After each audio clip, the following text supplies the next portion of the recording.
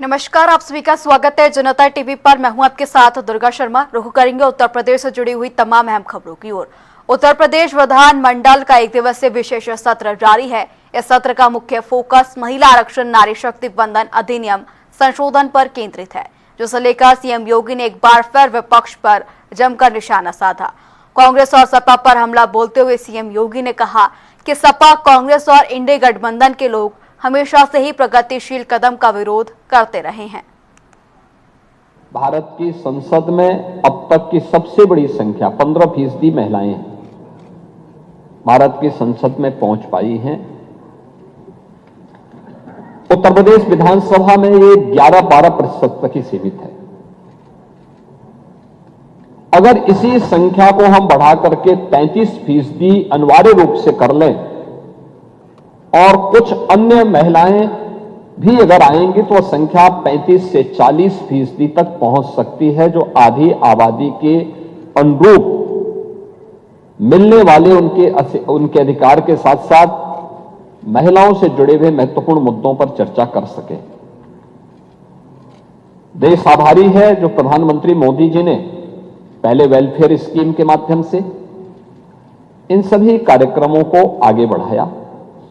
आपने याद देखिए, आप लोगों की विडंबना है कि आधी आबादी के उन्नयन के लिए, उनके उत्थान के लिए, उनकी गरिमा के लिए, उनके सम्मान के लिए, उनकी सुरक्षा के लिए, उनके स्वावलंबन के लिए उठाए जाने वाले किसी भी प्रगतिशील कदम का समाजवादी पार्टी, कांग्रेस और इंडी गठबंधन हमेशा विरोध करता है।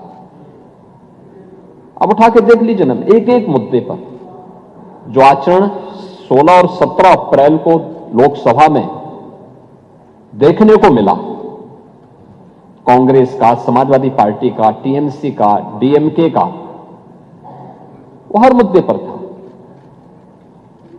मैं तो पिछले 9 वर्षों से सदन में उन सभी मुद्दों के हम गवाह हैं और यह सदन तो आज से नहीं, लगातार समाजवादी पार्टी के उदय के साथ ही उन मुद्दों का गवाह है जो आपके महिला विरोधी आचरण को प्रस्तुत करता है। जब 2014 में प्रधानमंत्री मोदी जी ने नारी गरिमा को प्रभावी ढंग से आगे बढ़ाने के लिए जो कदम उस समय उठाए थे, और सबसे पहला अभियान चला था जनधन स्कीम का। आजादी के बाद पहली बार हुआ था जब महिलाओं के बैंक में अकाउंट खुल सके। उस समय भी कांग्रेस ने, समाजवादी पार्टी ने उसका विरोध किया, दुष्प्रचार किया। क्या होता था उससे पहले? एक महिला जो बैंक में जिसका अकाउंट नहीं था, अगर सरकार की किसी लाभार्थी परक योजना से जुड़ती थी तो आधा भी उसको लाभ नहीं मिल पाता था।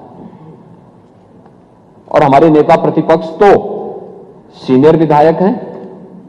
आप तो इस बात को जानते हैं कि उनके लिए वृद्धावस्था पेंशन या विधवा पेंशन जो मिलती थी, आपके समय में 300 रुपये थी, उससे पहले 100 रुपया थी,